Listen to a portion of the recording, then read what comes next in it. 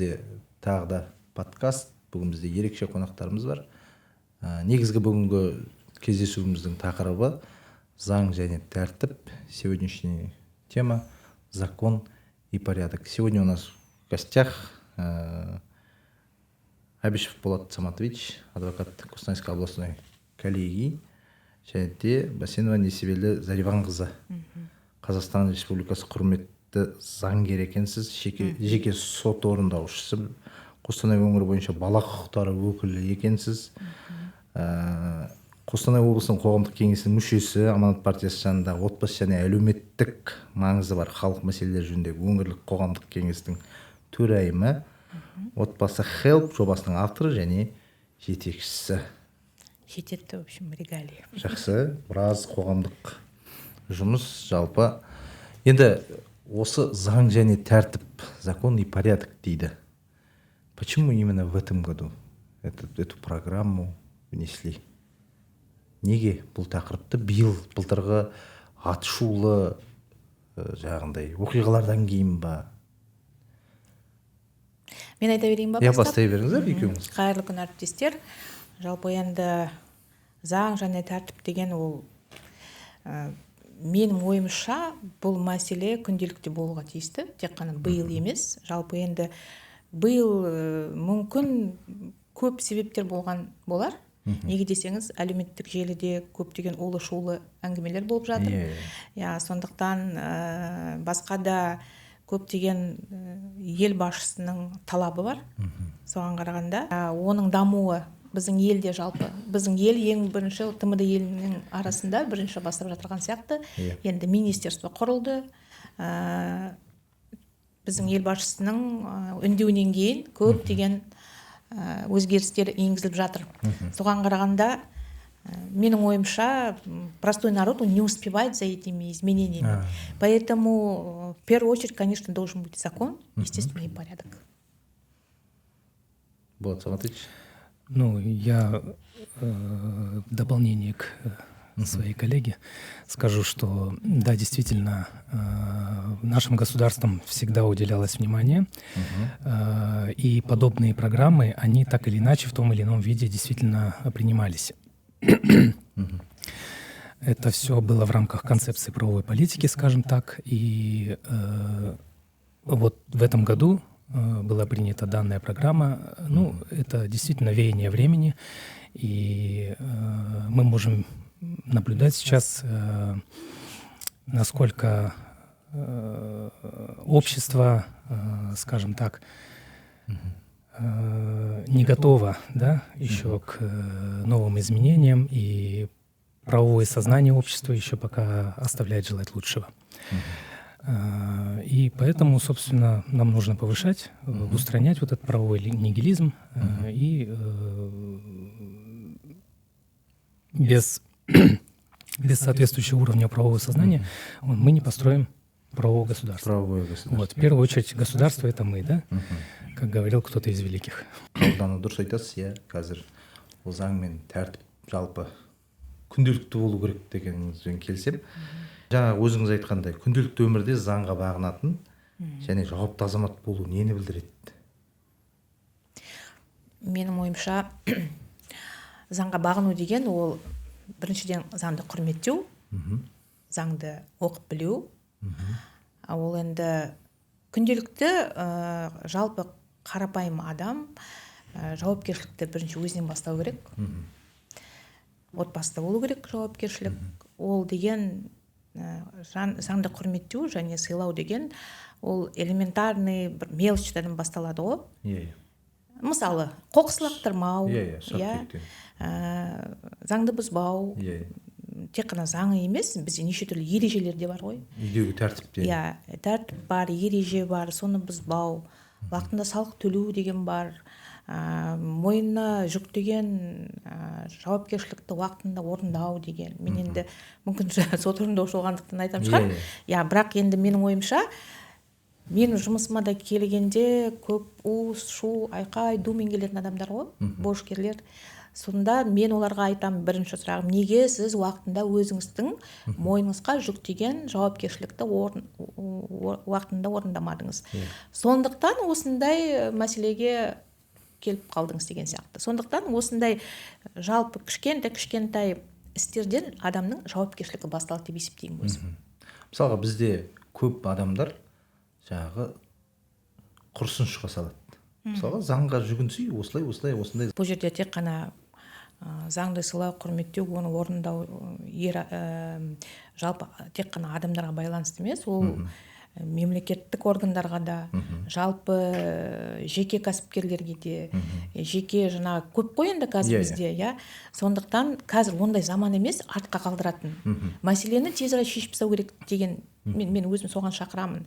Енді жауапкершіліктен басқа дисциплина бар, иә. Сол дисциплина, әр адам өзі дисциплинированный болып, жауапкершілігі дамыған адам болса, ол артқа қалдырмайды. Қазір ондай заман емес, артынан шешіп тастаймын, әлі уақыт бар ғой деген сияқты. Ол үшін бізде қазір бүткіл жағдай бар, оны білу үшін. Баяғыда енді заңгер іздеп, адвокат іздеп, бәрінің басқатып жүрген заман ғой, енді сауаттылығы төмен болғандықтан әр адам заңгер емес қой. Сондықтан қазір бізде окей, Google бар, қазір GPT, чат деген бар, одан қалды айналамызда заңгерлер көп, заңгерлер кеңесі бар, адвокаттар бар, сот саласында істейтін, прокуратура органында істейтін, кішкентай ғана мемлекетпіз қой, біз Қостанай қаласының өзінде әр адамда кем дегенде бір заңгер досы болады, бір жағы экономист досы болады, бір психолог досы болады. Сондықтан бұл жерде кейінге қалдыруға ешқандай қажет жоқ деп есептеймін. Сондықтан бұл заңға деген құрмет, менің ойымша. Заңға, сосын өзінің жауапкершілігіне құрмет. Әр адамның өзінің жауапкершілігі дейсіз ғой. Жақсы. Болат Саматович, что каждый из нас может сделать, чтобы в стране укрепились закон и порядок? Ну, я здесь хотел бы еще дополнить к предыдущему выступлению. Все-таки Несибле Заривановна правильно отметила, преступление начинается с брошенного окурка. Да? То есть мы всегда начинаем с малого. То есть человек бросил окурок, не понес наказание. Потом дальше следующее, там перешел в неустановленном месте дорогу, потом сел за руль пьяным и так далее, и так далее. И вот в первую очередь мы должны проявлять нулевую терпимость к любому виду правонарушений. Сейчас очень модно стало выражение, да, называть Казахстан штрафстаном.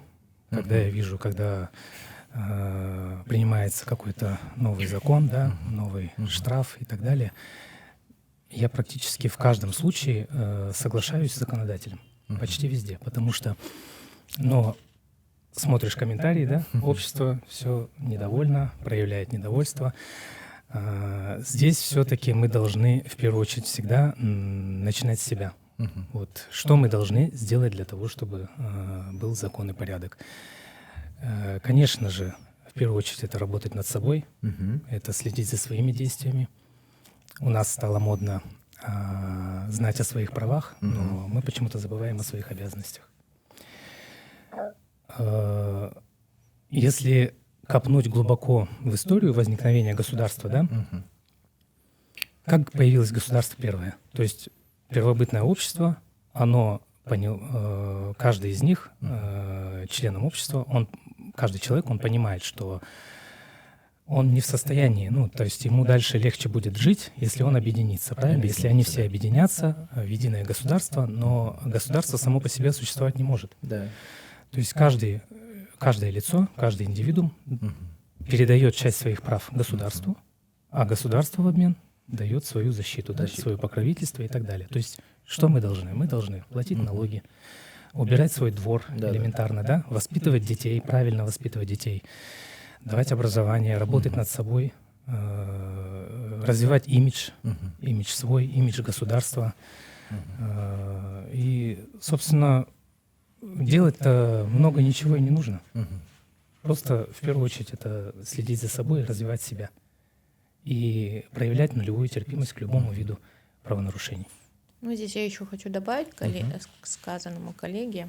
Допустим, я как пропагандист семейных ценностей хочу сказать, что все начинается из семьи. И вот мы же говорим, что ответственность начинается в первую очередь с самого себя. Точно так же по поступкам наших родителей мы судим общество в целом. Да. И наши поступки должны быть примером для наших детей, которые в будущем они не будут этого делать, потому что они знают, что родители этого не допускали. Вот, со ата-ананың іс-қимылы балаға деген ол бір мысал, жол деп айтуға болады. Ұяда не көрсең, ұшқанда соны тұтасың дейді. Сондықтан бұл жерде я на поступке очень большое внимание сама уделяю. Полиция қызметкерлеріне, заң қызметкерлеріне деген халықтың көзқарасы қандай жалпы? Сіздер қалай деп баға берер едіңіз? Мысалға, адал полиция қызметкерлерінің, белсенді азаматтар мен қоғам көшбасшыларының үлгісі заңға деген құрметті қалыптастыруда қаншалықты маңызды? Мен мысалға өзімді айта кетейін, мен жаңағы азаматтық белсенді болғаннан кейін мен де сіздер сияқты заңды бәрі тәртіппен, өз орнымен болғанын қалаймыз. Мысалы бізде әлі күнге дейін арамызда мынандай адамдар бар, әлі күнге дейін жаңағындай 90-шы жылдары керемет болып еді, ОПГ болған кез. Қазір сондай болса біз керемет ОПГ құрып алатын ек деген адамдар бар екен. Мен ондайды естігенде мен жағамды ұстағанмын. Біз осындай да адамдардың ортасында өмір сүреміз. Менің ойымша, жалпы қай маман болмасын, ол құқық қорғаушы саласынан болсын, салық саласынан болсын, жалпы қарапайым біз сияқты қоғам қызметкерлері болсын, әр адам өзі жаңағы айттық қой алдындағы сұрақта, өзінің іс-әрекетімен басқа адамға үлгі бола алады. Сондықтан полиция қызметкерлері туралы не айтуға болады? Өз басым сыйлаймын, әрқайсысын. Мен өзім таңғы 6-та серуендеймін 1 сағат. Сол кезде мынау парк Пушкинада таңғы 6-да 1-2 қызметкерлер жүреді, сол жерде қарап. Соған қарағанда олардың жұмысы өте маңызды да, қоғам үшін қауіпті да. Сондықтан олар біздің өсіп келетқан жас өспірімге үлгі болуына мен көзім жетеді деп айта аламын. Неге десеңіз, өмір бойы әр адам менде родом из детства, можно сказать, менің де өзімнің бір эталондарым болды.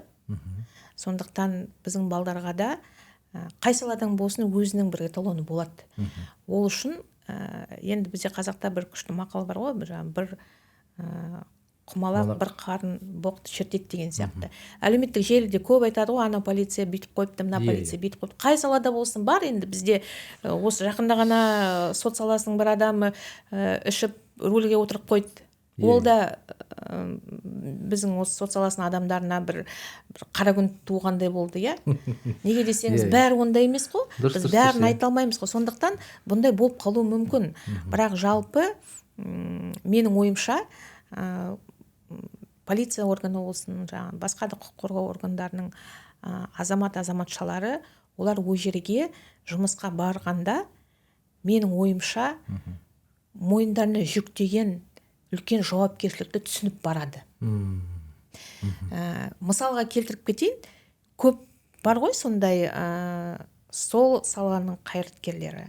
Соларды үлгі тұту үшін соларға біз көбірек көрсетуіміз керек сияқты. Әлеуметтік желіде.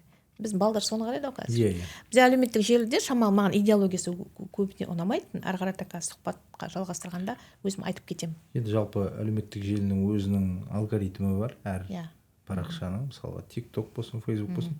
Бұрын тек қана TikTokта ғана болды, қазір енді Facebookта, Instagramда бәрі де осы сіз мысалға қандай контент қарайсыз, солай келеді. Соған сізге бағдарлама жасап береді да, сол тізім бойынша сізге алдыңыздан сол шыға береді деген сияқты. Вообще мен контентімді өзгертіп отыруым керек, я? Болат Саматович, почему важно показывать, что конфликты можно решать мирным путем без насилия? Ну, я по своей практике очень часто с этим сталкиваюсь. Я думаю, что не будет новым. что значительная часть преступлений, в том числе таких необратимых преступлений, страшных преступлений, оно возникает на почве каких-то мелких конфликтов. И об этом очень важно говорить, доносить, можно сказать, со всех рупоров, потому что мы, ну, я тут даже не знаю, что добавить еще.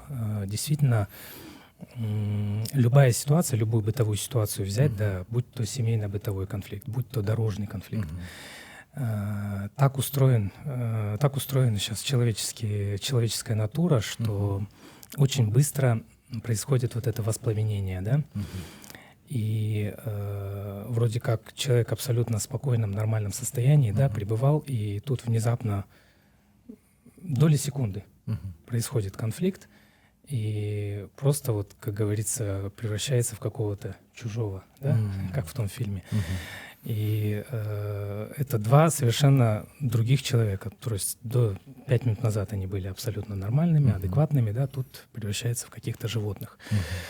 И от этого никто из нас не застрахован. Здесь очень важно, я вот нисколько отвечая на ваш вопрос, заходя дальше вперед, здесь очень важно каждому из нас заниматься проработкой своих каких-то психологических проблем. Да? Сейчас очень модное выражение, да, проработка травм, да, все травмы из детства и так далее. Вот. Ну, здесь, я думаю, Несибле Заривановна больше может сказать, она психолог профессиональный. Вот. Но я считаю, что это действительно очень важно, и если бы этим занималось государство, скажем так, более серьезно подходило к этому вопросу, возможно, этих конфликтов заранее подходить начало. Возможно, этих конфликтов, многих ситуаций необратимых удалось бы избежать. И очень своевременно на это обратило внимание государство, отмечу. И в последнее время даже вот в интернете часто видим ролики подобного характера, да, когда так называемые лидеры общественных мнений, там актеры, блогеры и так далее, они снимают соответствующие рилсы, ролики, где, допустим, элементарно там, когда назревает какой-то уличный конфликт, да, как его нужно погашать и так далее. В зародыше причем это нужно делать, потому что страдает всегда обе стороны. То есть и виновник, и потерпевших, да, то есть страдают мало того, что они же ведут за собой еще своих близких, свои семьи. То есть это, ну, клубок этот, и он еще зачастую, этот клубок, он наматывается в очень, ну, скажем так, большой такой снежный ком, да, нарастает, потому что там вплоть до семейной вендетты доходит. То есть я вот элементарно, недавно был случай, 3 года назад, когда 2 женщины между собой не поделили очередь в магазине. Просто не поделили очередь. Началась подтасовка, закидали друг друга яйцами, начали друг друга, скажем так, бить и так далее. Потом в итоге дочку одной из этих женщин уволили с работы. У другой начались проблемы. Потом она в себя ушла, проблемы начались. Потом эти 2 опашки между собой продолжили с еще большим остервенением враждовать, друг на друга писать. То есть, насколько я знаю, этот конфликт не закончился до сих пор. То есть к чему он дальше может привести? Это такой вот очень маленький пример, да, мелкий, но мы с вами знаем примеры похуже. Вот. В общем, обе тетки были очень принципиальные, да, если до сих пор затянулось вот это. Вот там просто, конфликт. Видите, в любом конфликте очень важно не пройти точку невозврата, когда еще можно что-то изменить. Да. Вот. И они эту точку невозврата, скажем так, уже прошли. Несколько раз, да? Несколько раз причем. Поэтому. Да, есть такое понятие. Продолжу, да. Лучше мириться, чем судиться. Да? Есть. Это у нас Конституция, по-моему, даже есть такое, да? Выражение есть такое. Лучше мириться, чем судиться. О чем это говорит? Жаңа мен әріптесім айтып кетті ғой, кішкентай ғана у-шудан үлкен жаңағы сотқа дейін баратын істерге кетіп қалады. Ондай мәселелер өте көп. Қоғамда бізде жаңағы эмоционально зараженный, психологически неуравновешенный адамдар өте көп.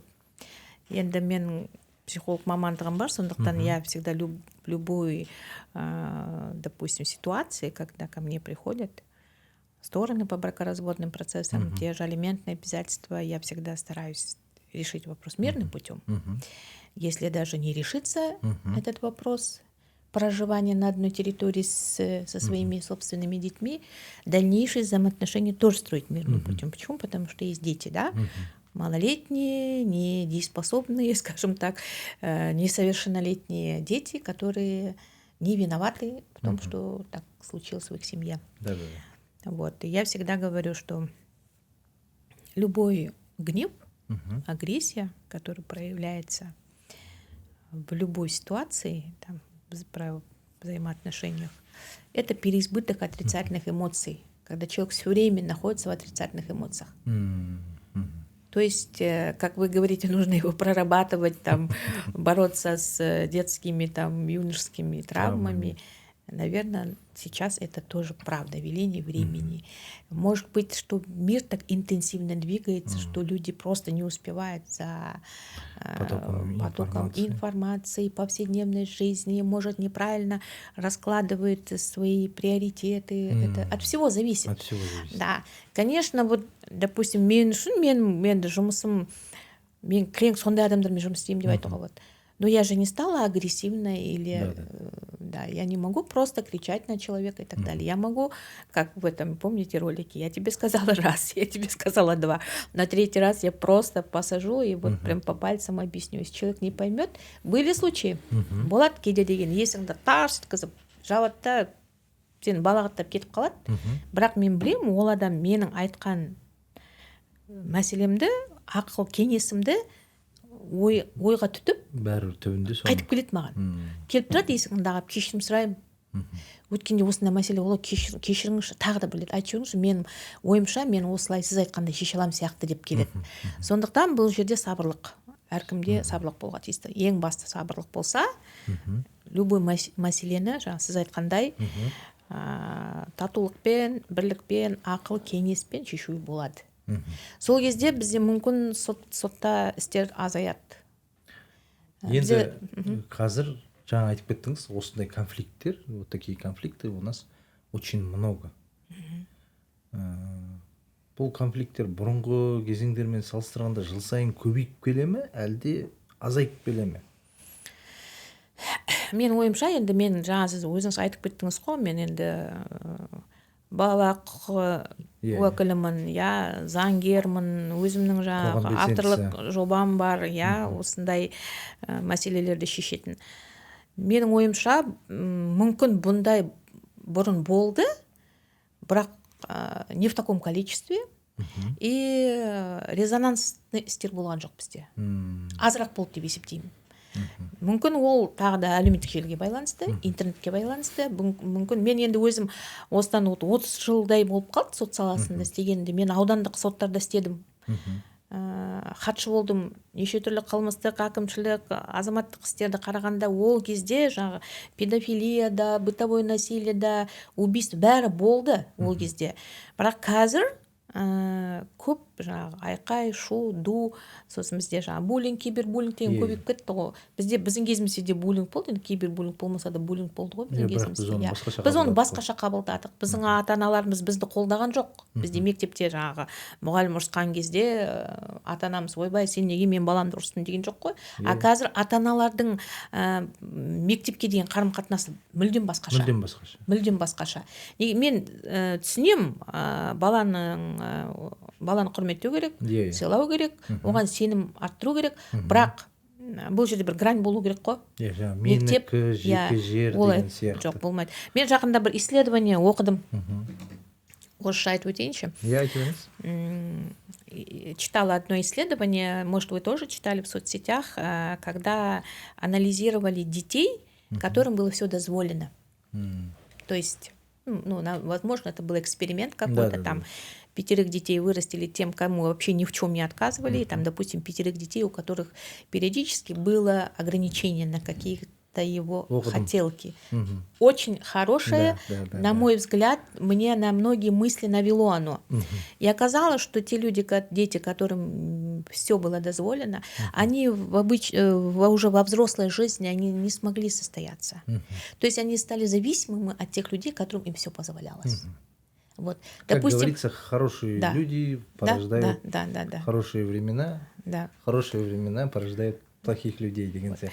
Поэтому я просто всегда что-то примеряю на себя, да, допустим, я тоже девочка из обычного села, из многодетной семьи, где все время были ограничения. Ну да. Я вот буквально, наверное, на днях только вспоминала, что, допустим, я уже студенткой была, 5 лет училась в институте, у меня была одна дубленочка, которую я каждый год умудрялась перешивать, чтобы мои сверстники не говорили, что я хожу в одном и том же. Сейчас я уже со временем понимаю, если бы я думала тогда, как сейчас, мне бы было все равно на мнение сверстников, в чем я хожу, как я хожу и так далее. Для меня была важна учеба, чтобы я училась, получала знания и, соответственно, диплом. А, естественно, может быть, возможно, осы кедергілер мне позволили стать умнее, да, поставить приоритеты правильно, да, сделать карьеру, успеть все сделать, и при этом я до сих пор студентка, я еще учусь, хочу сказать, да, я магистрантка, поэтому, может быть, с опозданием, но, по крайней мере, все, что я когда-то себе запланировала, армандаған арманыма жетуге әлі күнге дейін тырысып келе жатырмын. Иә, мүмкін егер менің ата анам маған бәрін жасап берген кезде, мүмкін мен бұндай болмас едім. Иә, мүмкін, ол да мүмкін. Соған қарағанда сондай исследование маған өте ұнады деп айтқым келеді. Жақсы. Болат Саматович, на ваш взгляд, насколько, Зарибановна, сізге де сұрақ ортақ, насколько наше общество подковано? Подковано к чему? Ну, к закону, порядку. Ну, скажем так, на уровне удовлетворительно, я бы так назвал. Потому что нельзя говорить о том, что у нас общество вообще безграмотное, да? Но в то же время правовой нигилизм в тех или иных, скажем так, слоях наблюдается, причем где-то даже так заметно, да, отчетливо. Вот, поэтому я думаю, что вот так примерно на троечку подковано. Но мы движемся, я думаю, что у нас молодое государство, у нас достаточно хороший такой генетический материал, на мой взгляд. И для нашего общества еще характерна такая особенность, да, как вот наши... Как правильно, наверное, сказать? Намыс какой-то есть, да? Все равно вот мы как-то более богобоязненные, что ли. И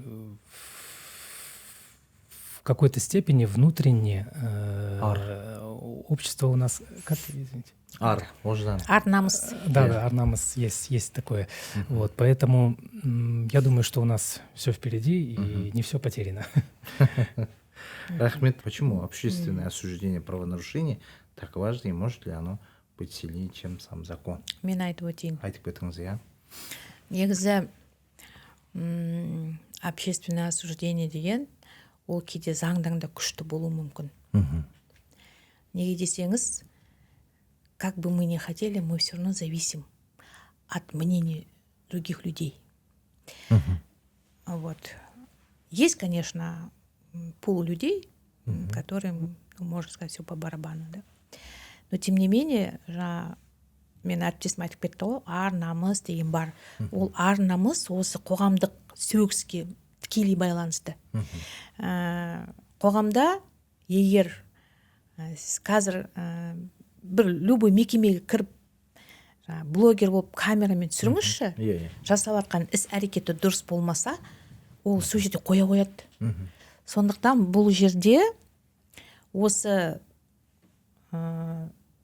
қоғамдық, қазақша правильно сказать, сөгіс деген ол кейде заңның да мықты болып кетеді. Бұл жерде енді біз енді жалпы заңды құрметтеуіміз керек, бізде әділдік болу керек. иә, басында айтып кеттік қой, өзімізден бастауымыз керек. Әр адам заңды білмесе де білуге тырысу керек. Жаңа алдыңғы сұрақта мен қосып айтқым келетіні, мой коллега сказал на 3 удовлетворительно. Я, может, и согласна частично, но я хочу сказать, что у нас есть часть молодежи, которые очень даже уважают законы. Да? Очень даже уважают законы. Никто не спорит, да. Да. Но они должны его популяризировать среди своих сверстников. Пусть это будет школа, пусть это будет... И потом у нас, когда есть лидер общественного мнения, неважно, сколько ему лет, на него все равно будут ориентироваться. И вот как раз-таки, наверное, эта молодежь и такие же лидеры, они должны популяризировать закон, уважение к закону, әділдік таныту, иә, құрметтеу, сыйлау, оны оқу, білу. Біздің заңдарды, сізде бір сұрақ болды, неге көбісі заңды түсінбейді, немесе құрметтемейді деген. Көбісі заңды оқығанда түсінбей қалуы мүмкін. Бізде заң, ол заң ғой енді, кәдімгідей ережесі бар, өзінің баптары бар, иә. Баптың ішінде тармақтары бар, сондықтан түсінбеуі мүмкін. Бірақ это не говорит о том, что он не должен его уважать. Солай ғой. Сондықтан бұл жерде жаңағы қоғамдық сөгіс деген ол мықты зат, менің ойымша.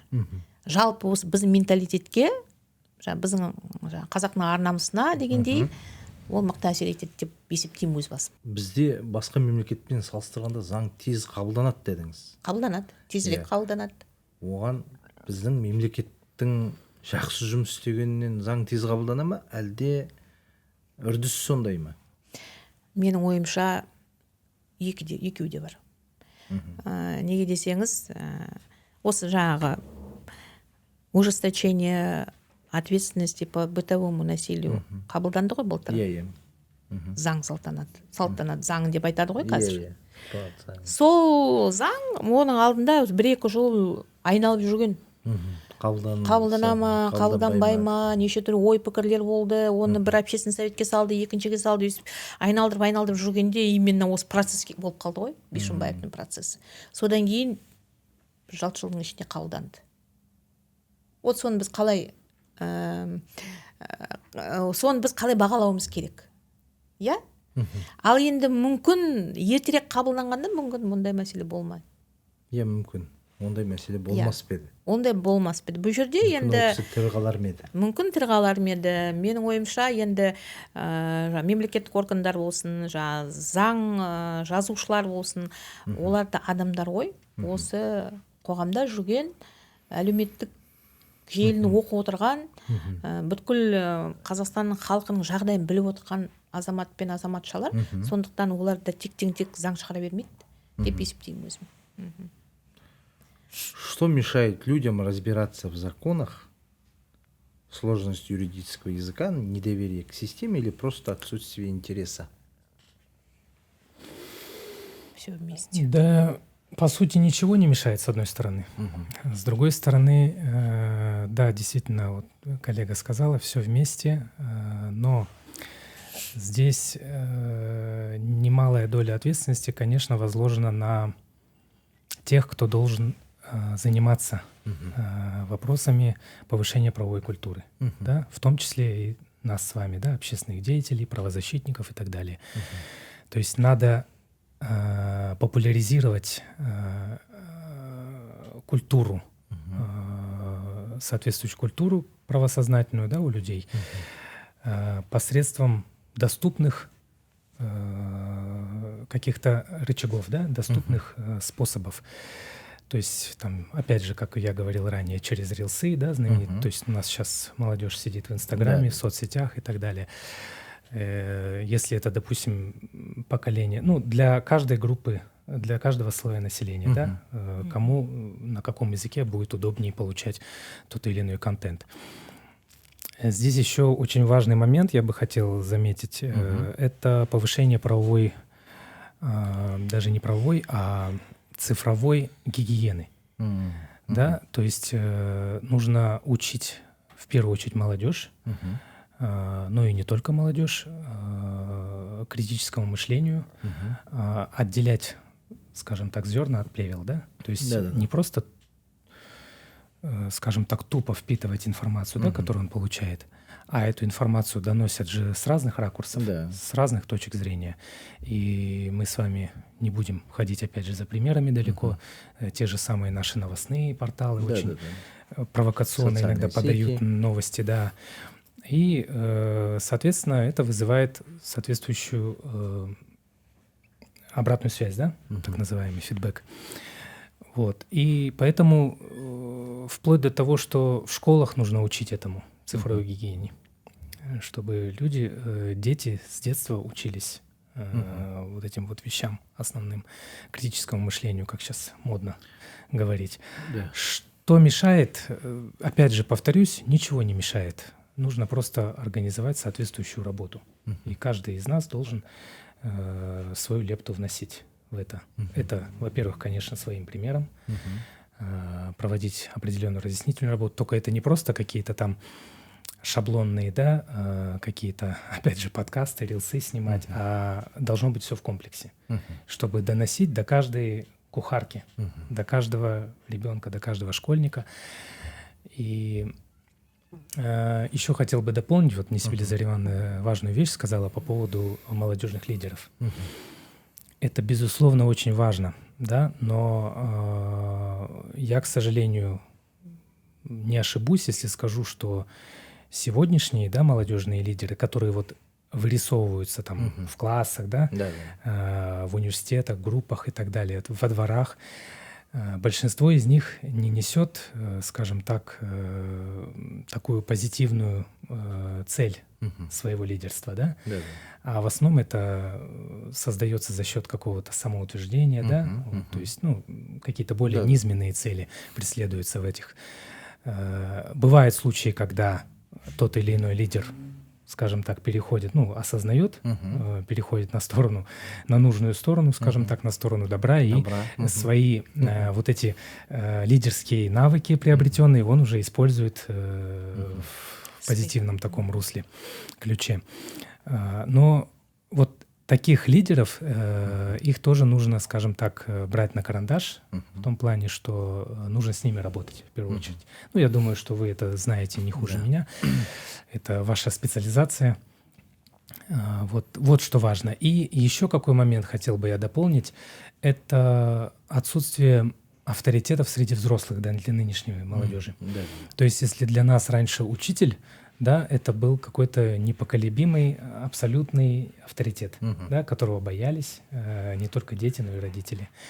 Вот. То есть есть определенная группа профессий, учителя, врачи, там, те же полицейские, они должны не просто там вызывать ужас там, и страх, они должны вызывать уважение в первую очередь. Уважение к своей профессии, уважение там, к своей личности и так далее. И здесь очень важно на этих людях, скажем так, тоже такая повышенная ответственность. Они должны прокачивать свои профессиональные навыки. То есть они действительно должны быть авторитетами в своей непосредственной сфере. То есть и мы должны их в этом поддерживать. Да, даже если их среда, коллеги, там, друзья, если даже их высмеивают, что-то там стало. Ну, обычно как у нас, если ребенок хорошо учится, его начинают булить и так далее, и так далее. И это, наверное, в любой сфере. Быть ботаником не модно, да, было. Всегда любой, и в наше время это было не модно. В любой сфере, даже если среди коллег есть хороший человек, который ответственно сделал первее всех задачу, и все коллеги начинают... Он сразу выскочка, да. Да, говорит, вот, чеснок и так далее, и так далее. Есть такой Несмотря на это, нужно развивать. Нужно обязательно развивать и поддерживать именно лидеров, школьников, там, студентов, молодежь с явными лидерскими качествами, да, которые впоследствии за собой поведут уже в нужном направлении. Есть ли у вас личные примеры или истории из СМИ, которые вдохновляют соблюдать законы? Я бы хотел сказать, что для меня каждый пример, он является, каждый кейс, да, с которым я сталкиваюсь, о котором я читаю в СМИ, для меня каждый является примером. Вот любой случай, начиная там с ДТП, заканчивая там семейно-бытовым конфликтом и каким-то коррупционным, да, крупным делом и так далее. То есть каждый из этих примеров можно применить для себя и использовать как вдохновление. То есть, как бы сказать, есть же такое выражение «от сумы и тюрьмы не зарекаться», да? То есть каждое преступление, которое совершается, его совершает человек. То есть такой же, как мы с вами, да? То есть это о чем говорит? Что смог один, то сможет и второй.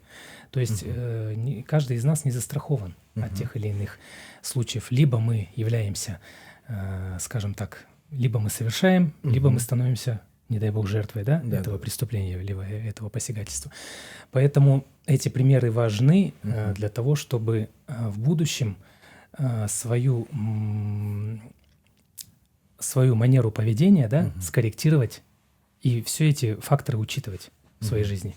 Вплоть до того, что когда ты переходишь дорогу, да, ты понимаешь, что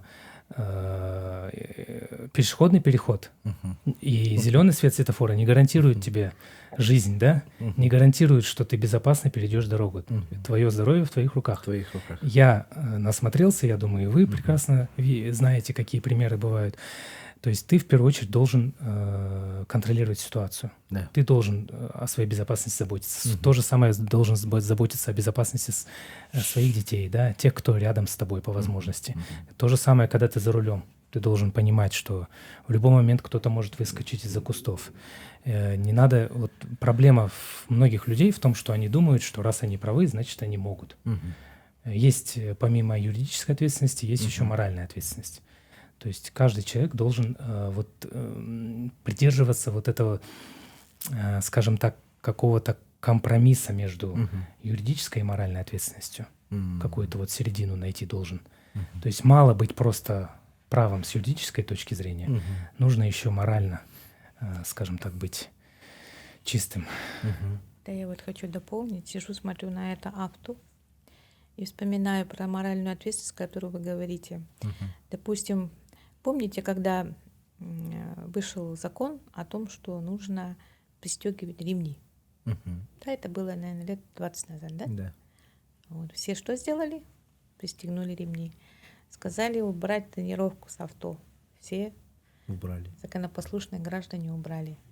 Вот так вот про вот эту моральную ответственность у нас в каждом регионе, наверное, уровень своей ответственности разный. Уровень Да, ответственности совершенно разный. Я, когда приезжаю в другие регионы Казахстана, допустим, мен өзім туу өскен жерім Ақтөбе облысы, Қостанайда, это моя, скажем так, более, наверное, и деловая, и моя счастливая родина, потому что я приобрела здесь семью, стала мамой, супругой и так далее. Я вот когда к себе ездию в Ақтөбе, я им все время привожу пример Қостанай. Қандай Қостанайдың азаматшалары заңды құрметтеу біледі. Неге десеңіз, олар Ақтөбенің жүргізушілері ремменді тақпай жүру беруіне болады екен. Иә. Менде ондай жоқ. Мен айтып жоқ, мен тағуым керекпін. Неге десең, бізде Қостанайда ремменсіз жүрсең, сені штраф салады деген сияқты. Сондықтан вот это она и есть, наверное, моральная ответственность, да, когда ты приезжаешь в другой регион и с этими же законами, как говорится, проживаешь эту жизнь там. Сондықтан бұл жерде енді негізі жалпы сұрақтардың бәрі әдемі. Мен қосып кеткім келгені жалпы жаңағы про лидеров молодежи. Хочу сказать, что у нас есть еще юноши, да, еще есть дети. И здесь не все зависит от наших детей. Жалпы. Бұл жерде білім басқармасына, білім саласының мамандарына да байланысты. Неге десеңіз, бывает в классе несколько лидеров, но видят одного. Да? Точно так же и в колледже, и в этом. Поэтому здесь, мне кажется, должно быть вот какое-то одинаковое отношение. Я вчера разговаривала с одним родителем, который позвонил проконсультироваться, рассказал ситуацию с ребенком. Во 2 классе ребенок учится. И она мне говорит, вот он стал обидчивый, там ему кличку ставят в школе, он обижается, там он потом подрался кому-то, там засунул в руку ручку и так далее. Ну, я не детский психолог, но примерно понимаю, ну, естественно, проконсультировала. дала телефоны Центра психологической поддержки детей. Я к тому, что наши дети не воспринимают критики. Абсолютно. Мы же выросли совершенно в другой среде. Да, нас Не то, Мы что выросли критика. на критике. Нет, мы не то, или что критику. там не критики, а Даже просто подсказку. да, Не воспринимает. Не воспринимает. Вот вы говорите про примеры, которые послужили для нас там каким-то там вдохновением через СМИ. Я не могу назвать, не могу сказать, но полностью согласна с мнением коллеги. Допустим, у меня очень много вдохновителей, моих бывших учителей и наставников, которые не только там на тебя критиковали и кричали, и все было, но тем не менее я уже, когда уже сама являюсь наставником многих юристов, я понимаю, какова была задача моего наставника. Сделать из меня лидера, сделать из меня юриста хорошего, да. А сейчас, допустим, я уже к своим подопечным, так как мои относились, не могу, потому что они не поймут. Да, не поймут, когда там шеф мог папку кинуть и сказать, ты неправильно написала, и өзің тауып ал, сен қай жерін дұрыс жазған жоқсың. Оставайся тут ночевать. Да.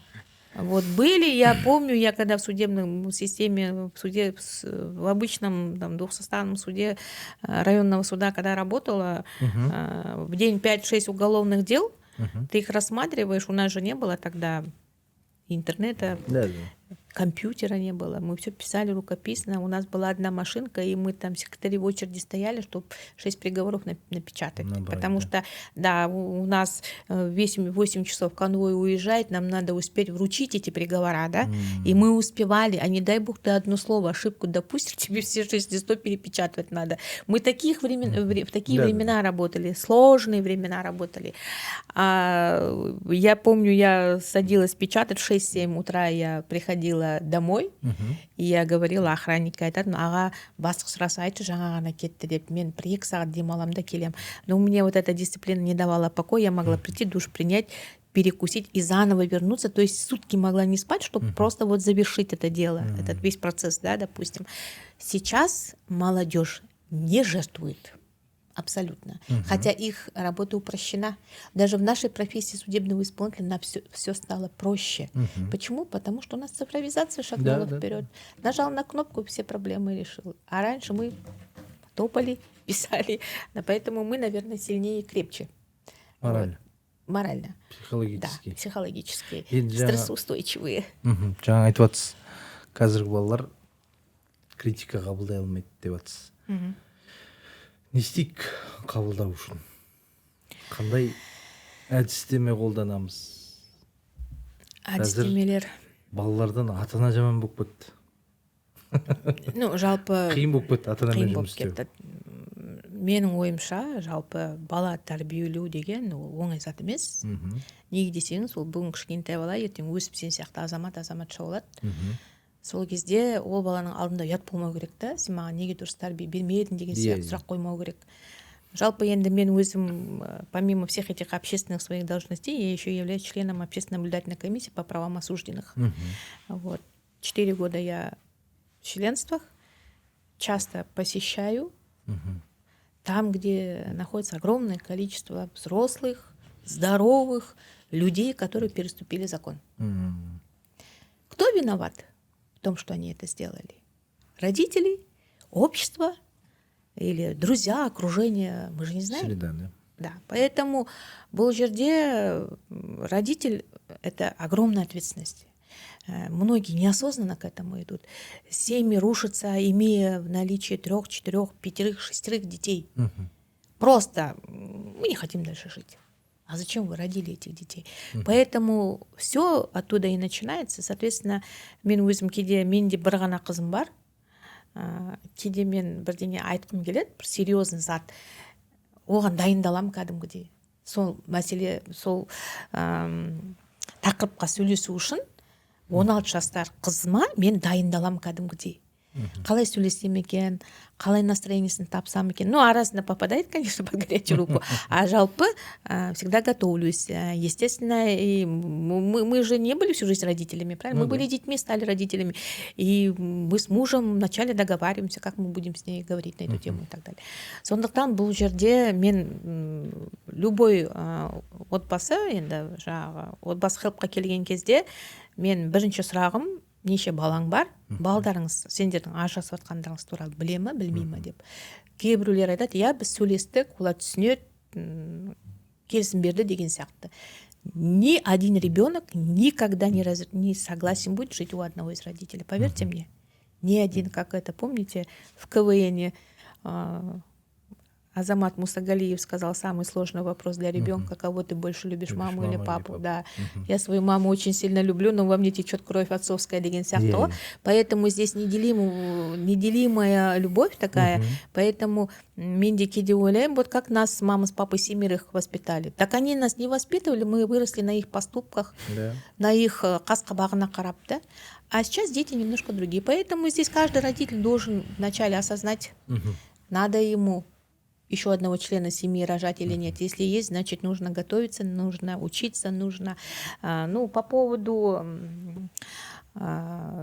травмы или непринятия критики, для этого есть специалисты. У нас целый центр психологической поддержки детей работает совершенно бесплатно, куда можно записаться. И там я хочу сказать, что я тоже их критиковала когда-то, что мне показалось, что они не очень правильно работают.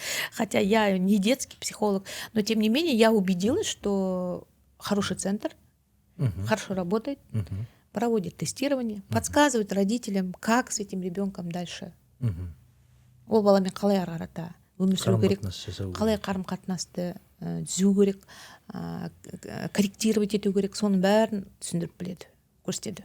Сондай заман болып кетті қайтесі. Енді баяғыда енді мы же все время, помните, когда смотрели на Европу и говорили, в каждой европейской семье есть свой адвокат, свой нотариус, свой врач, да? Свой психолог. Это пришло к нам. Оно уже есть. Приходит, да, потихоньку. Приходит, да. Вот мы тоже, вот, друзья семейные, когда у кого-то какой-то конфликт, они звонят мне: психолог, ты где? Срочно ваша нужна помощь. Мне приятно. Может быть, я не все там подрулю, но, по крайней мере, какие-то, допустим, дорожки я им подскажу. Бұл жағдай жалпы біздің елге осы интернет желісімен бірге, интернеттің жылдамдығымен бірге тез келген сияқты. Иә? Осындай үрдіс жалпы. Дамып кетті.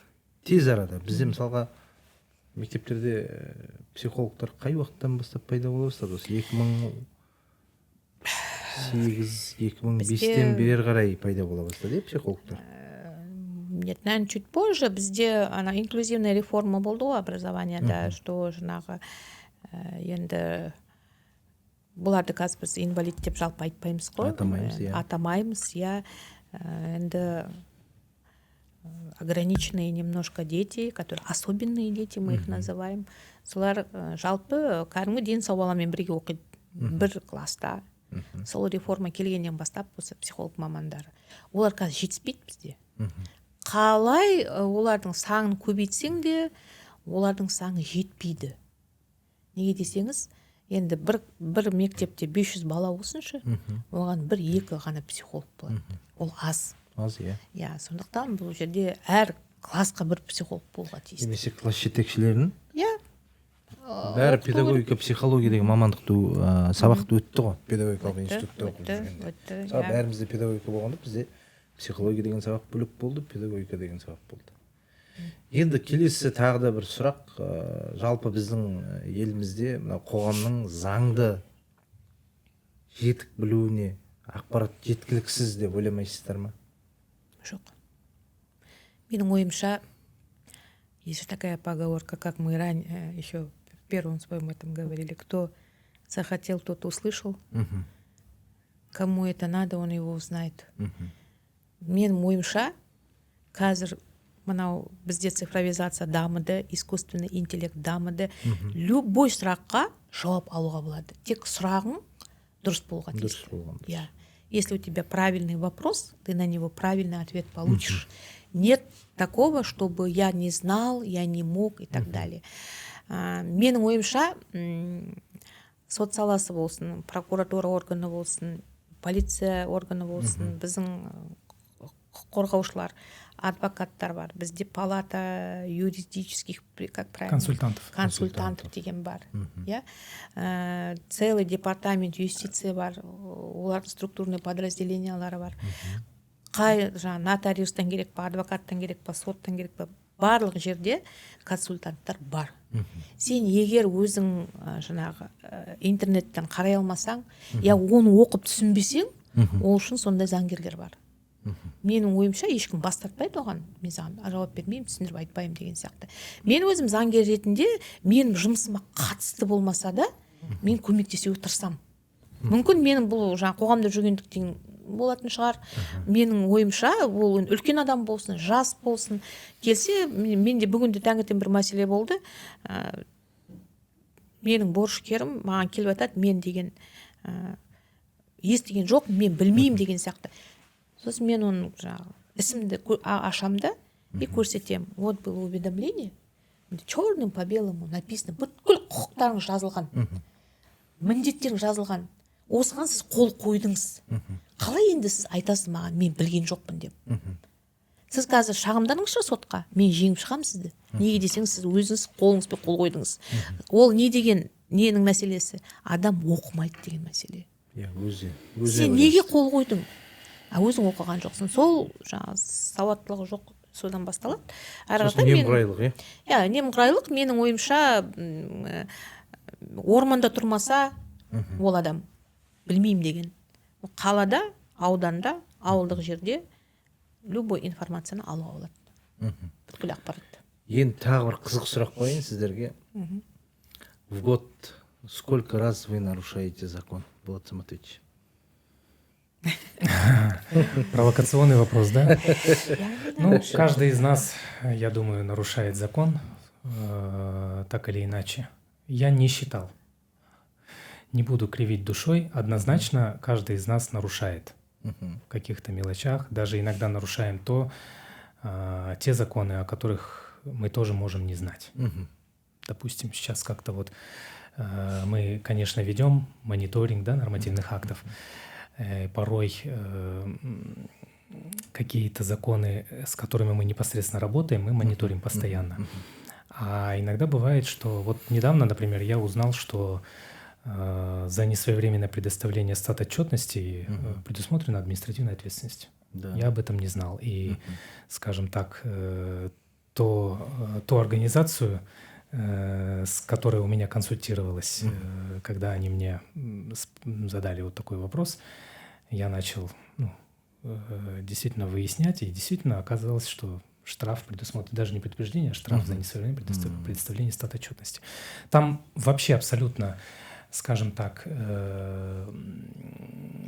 ни на что не влияющее нарушение. Эту статотчетность через 2 дня предоставили, она пустая, нулевая. Но каждое юрлицо статотчетность должно предоставлять. Получается, у вас ТО, да? Нет, у меня ТО нет. Я просто к тому, что ко мне пришли на консультацию и сказали, что вот такая-то ТОшка, вот нам выставили штраф. Правы ли они? Мы всю жизнь работаем. Как у нас, у людей очень любимая фраза есть такая, мы всегда так делали, да? Да. Вот. И самое интересное, что я ТОшка... Я 100 раз так делал. Да. Или мы никогда так не делали. Да. 10 лет работали, и впервые им вот так прилетел штраф. Ну, и оказывается, эта статья была всегда. То есть, настолько, что даже я, казалось бы, да, юрист, профессиональный, с дипломом, со стажем работы более 20 лет, и я об этом не знал. И они задают вопрос, почему именно в этом году, да? 10 лет, то есть, работаем, и почему именно в этом году? И у них вот логика такая, почему именно в... Ну, потому что в этом году вот вы попали под, скажем так, под выборочный какой-то контроль, попали под... Проверку. Нет, просто, скажем так, соответствующего специалиста, возможно, незамыленным глазом он эти вещи пропускал, да, своим замыленным глазом. А тут увидел. Сейчас тем более цифровые технологии развиваются, да, и все это настолько автоматизировано, что сразу же где-то в каких-то порталах у них там выходит красным, горит и так далее. Возможно, с этим связано, да. Уведомления. Если раньше все это удавалось, сейчас не удается. Вот. Поэтому вопрос очень интересный, конечно, но Я сам тоже нарушаю. нарушают все. И я могу там свой налог там на 1 день позже закрыть, оплатить, потом пеня приходит, там 100 тенге, 105 тенге, и вот эту пеню надо будет переплачивать.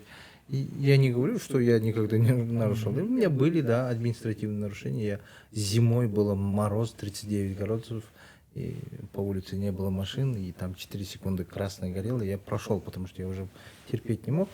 И тут же подъехала. Ну, это уже серьезно. Как с вами после этого разговаривать? Патруль, да.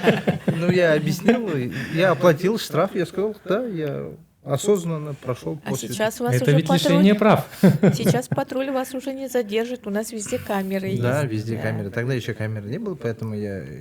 Сіз өзіңізде Ну, мен қалай айтамын, я не үлкен, нарушаю деп та. ауқымды нарушениеңіз болды ма осы заң бұзған сәтіңіз? Биыл болған жоқ сияқты. Ол заңды күн жағына міне 1-2 сағат айтып келе жатырмық қой, құрметтеу керек, сыйлау керек, әділдік болу керек деген бұл мәселе тек қана өзіңнің басыңа түскен жаңағы іс әрекеттерің дұрыс болғанменен басқа да адамдардың құқығын бұзбауымыз қажет. Сондықтан менің ойымша енді мен енді для чего пишутся правила, чтобы их нарушать деген бар ғой.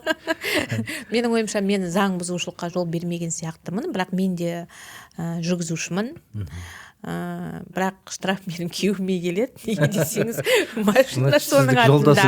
Иә, ол маған күнде айтады, сен осы май айында мен Ақтөбеге қарата өзім жол жүріп, еліме менде традиционно майда мен 1-2 күнге Ақтөбеге барып зираттанып келемін, әке-шешем басына барып. Сол кезде жайылма деген жерде знак бар. Иә. 70 деген 60 келеді, сосын 70, сосын 80. Иә, мен сол 60-пен келетім да 70-ке келгенде 80-мен өтіп кетем ба, бір бәлесі бар. В общем, әдемілеп жаңағы Қарабұтаққа жетіп, шайымды ішіп отырсам, күйеуім звондайды, куда ты летишь дейді. Я говорю, ты откуда знаешь, что мне штраф прилетел? Вот наши цифровые технологии, да, ему еще даже 1,5 часа времени не прошло, ему пришел штраф, или 2 часа времени прошло, он мне говорит, я половину заплатил, ты мне 7500 должна. Я говорю, без не вопрос, приеду, оплачу. Сондықтан бұл жерде енді сол болып қалуы мүмкін, асығып кетіп бара кезде, бірақ мен өзім ережелерді бұзбауға тырысамын. Неге десеңіз, бізде қазір жақында 1-2 күн жаңбыр болған кезде пешеход көрінбей қалған кездер болды. Сол жерде мен енді қорқыңқыраймын, менді біреудің ажалына қаласың ба деп қорқасың. Сондықтан өзім енді мұқият айдауға тырысамын. Жалпы люблю пешком ходить. Бірақ егер күн жағына былай жүретін кез болса, машина алуға тура келеді. Бірақ жалпы өзім жаяу жүргенді жақсы көремін. В неположенном месте переходите дорогу? Бывает. Когда очень тороплюсь. Это можно дополню? У меня партнер, бизнес-партнер, он сказал такую хорошую фразу. Ему в год приходит очень много штрафов за превышение скорости. Ну, такой человек, он любит быструю езду, вечно куда-то опаздывает. Любит штрафы, да? Да, и он платит достаточно большие суммы, для некоторых может показаться. То есть там в неделю по 2-3 штрафа прилетает. И он всегда говорит так, мы помогаем государству. То есть это своего рода такая социальная ответственность. Можно на это посмотреть. Я, знаете, вот буквально ремарочка, да, я вспомнила один факт, когда мы еще только-только начали работать частными судебными исполнителями, и в 2016 году нам передали штрафы. Мы же работали в пользу государства не работали же. И ко мне приходит знакомая женщина и говорит, там у меня какой-то штраф у одного судебного исполнителя, пожалуйста, посмотрите и так далее. Ол кезде мынандай не болған жоқ, бізде автоматизированной системы не было. Я говорю, хорошо, данные оставила, передала ребятам, они начали проверять, и выясняется, у нее штраф на 1 000 000 тенге. Ну, это 10 лет тому назад, в 2006. И она утром забегает, я говорю, утром подойдете, я вам дам полную информацию. Утром она забегает ко мне, мы тогда на Абае был у меня офис, забегает с мужем. Я же Семенчук, я же знаю, что от мужа нужно скрывать, что не скрывать. Она заходит с мужем и говорит, ну что там не связали, сколько там у меня штрафов? А я говорю, это супруг же? Она говорит, да. Я говорю, говорить при нем? Она говорит, да говори. Типа, он же будет платить. Я говорю, у вас 1 060 000 тенге штраф. Она такая села, говорит, как? Оказалось так, вот это где кривой магазин, есть, там первый, помните, висел, камера первая Да. висела. Там вот такой зигзаг, этот поворот идет. А она, оказывается, на работу каждый день туда. Она не знала. И она в день, сколько, 5 раз проехала, 5 штрафов. На второй день 5 раз проехала, 5 штрафов. Она там камераға түсе берген ғой. Вот, и у нее в общей сложности получилось на 1 060 000 тенге штрафы. Вот, пожалуйста, Помогла государству, как вы Да. говорите. Меценат. Жақсы. Енді жалпы өздеріңіз осы заң және тәртіпті ұстану бойынша халыққа айтар кеңестеріңіз, ақылдарыңыз, заң қызметкерлері ретінде мүмкін бір өтініш, ұсыныстарыңыз бар шығар. Енді мен осы подкастты жақсылап тыңдайтын адамдар көп, өздеріне бір нұсқаулық алады деп ойым бар. Енді жалпы нұсқаулық ретінде айтқан сияқты болдық енді. Заңға бұзушылық жол бермеу, бұзуға жол бермеу, заңды құрметтеу, тыңдау, әділдікті таныту. Жалпы әр отбасының өзінің заңы болады. Әр адамның өзінің заңы болады. Ал енді мемлекеттік заңды бұзуға болмайды. Неге десеңіз, негізі қазір бізде мынау искусственный интеллект дамытқаннан кейін бұл әркім адамның өзінің ойын біліп отырады ғой. Иә. Сондықтан егер біз заңды әрқайсымыз құрметтеп, түсіністікпен қарап, ережелерін өзіміз үшін бұзбасақ, бізде мошенниктер де болмайды, басқа да қылмыскерлер де болмайды деп мен өзім ойым бар сондай. Сондықтан менің ойымша әр адам өз үшін, егер ол кәдімгідей бір жақсы азамат болам, отбасымның мүшелерімен бірге заң бұзушылыққа жол бермеймін, әділдікке сенем, мемлекетке сенем, мықты халықпыз, патриоттық сезімді қосатын болса, әдемі мемлекет боламыз, заңға бұзушылық бермейміз, әрі қарата заңды құрметтейміз. Мүмкін біздің заңдар әрі қарата көп өзгермейтін шығар. Неге десеңіз, бар заңды құрметтемесек, қалған жаңа заң қажет не олар? Қажет не дейсіз ғой? Иә. Менің ойымша солай. Бар заңымызды құрметтейік, енді ата заңымыз бар ғой, Конституциядан бастап, қалған заңның бәрі сол Конституцияға сәйкес қой. Сондықтан сол енді менің ойымша біздің елімізге тыныштық сыйлаймын, жан-жағымыз аман болсын, заңды құрметтейік, бұзбайық, бақытты, жақсы мемлекет болайық. Әмин, айтқаныңыз келсін. Ну, я хотел бы добавить, как бы добавить уже нечего, да, к выступлению своей коллеги, но самое главное, нашим зрителям хотел бы добавить, пожелать беречь себя и своих близких. Ведь есть такое понятие, как караульный устав, написан кровью, да? То же самое законы. Многие законы, они написаны чьей-то кровью. Вот Несибле Ивановна говорила про закон о бытовом насилии. Сколько нужно было, сколько покалеченных судеб нужно было, скажем так, чтобы государство о них услышало, узнало, чтобы этот закон наконец-то приняли. И сколько еще нужно, к сожалению, еще придется, скажем так, вытерпеть, чтобы этот закон начал работать. В том виде, в котором он должен работать. Да? Вот, поэтому воспитывайте своих детей, воспитывайте своих дочерей, сыновей. Я не просто так сказал про дочерей, потому что дочери, вот у меня у самого дочь, я стараюсь воспитывать в духе уважения к себе, в первую очередь, чтобы не позволяла никогда себя обижать, даже на словах. Вот. То же самое сейчас у нас есть такое у наших, скажем так, у наших сестер, да, скажем так, матерей, бабушек, вот это какая-то покорность, да, терпеливость и так далее. Я считаю, что надо потихонечку от этого отходить.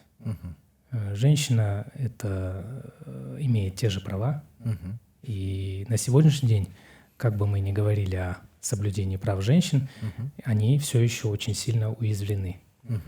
Вот, уязвлены и находятся, скажем так, в зоне риска. Поэтому нужно учить их за себя постоять, не давать себя в обиду. Я говорю сейчас не о единоборствах, я Да. говорю сейчас о самоуважении элементарном. Вот, поэтому берегите себя и своих близких. Еще раз хочу повторить. Спасибо. Рахмет. Сонымен бүгінгі сұхбатымыз ойдағыдай болды деген ойдамын. Рахмет.